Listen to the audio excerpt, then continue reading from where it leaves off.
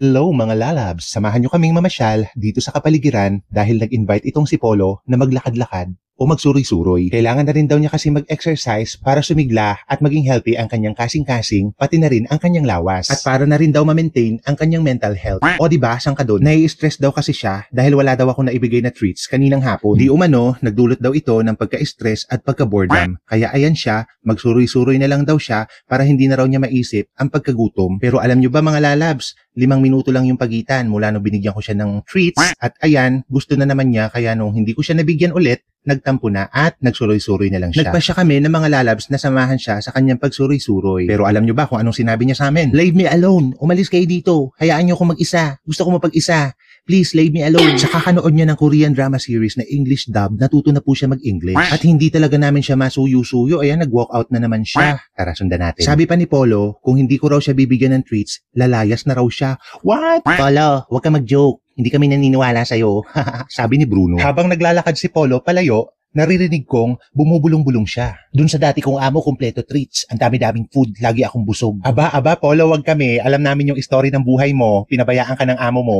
At maya-maya pa, nagsimula na si Polo mag-mark ng kanyang territory. Ito na raw yung kanyang kaharian dito sa area na ito. And to make it worse, bawal na raw kaming umapak dito sa loting ito. Mula daw ngayon, mamumuhay na lang daw siya mag-isa at hindi na siya dedepende sa ibang tao. Aba, strong independent woman ang peg ni Polo. Once daw na umapak kami sa lupaing ito, meron daw first offense na ipapataw sa amin. At nung tinanong ko siya kung ano yung first offense, kailangan daw kapag umapak kami sa lupaing ito, kailangan daw mag-donate kami ng 1 sakong treats. O diba, saan ka pa? Dinaig pa niya yung iba. Pero hindi nagpatinag ang mga lalabs. Patuloy pa rin siyang sinusuyo at nilalambing. Dinadaan na lang nila sa paglalaro at paghahabulan upang maaliw ang Polo. Pero tila animoy wala siyang narinig at patuloy pa rin sa pag-walk out itong si Polo. Ganito pala katigas ang kanyang kasing-kasing kapag nagtatampo at may dinaramdam. At hindi nagpatinag ang mga lalabs, nag-usap-usap sila at ang sabi, hindi daw nila susukuan si Polo. Patuloy daw nila itong susuyuin at lalambingin. Napamahal na raw kasi sa kanila si Polo. Nasanay na raw sila na nandyan ang kanyang presensya. Kaya hanggang dito sa finish line, sinundan pa rin nila at sinusuyo si Polo. Kaya lang, Polo, sorry, merong harang. Kahit anong gawin mo dyan,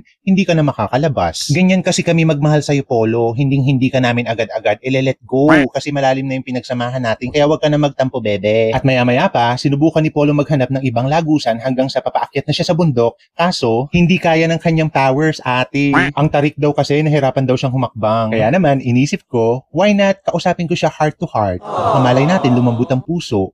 At maya-maya pa, natuwa na si Polo at nakita ko na ang ngiti sa kanyang mga labi. At ayan, tuwang-tuwa ang mga lalabs dahil finally, nakumbinsin na namin siyang bumalik sa bahay. Sinabi ko kasi kay Polo na wag siya mag-alala. Yung in-order ko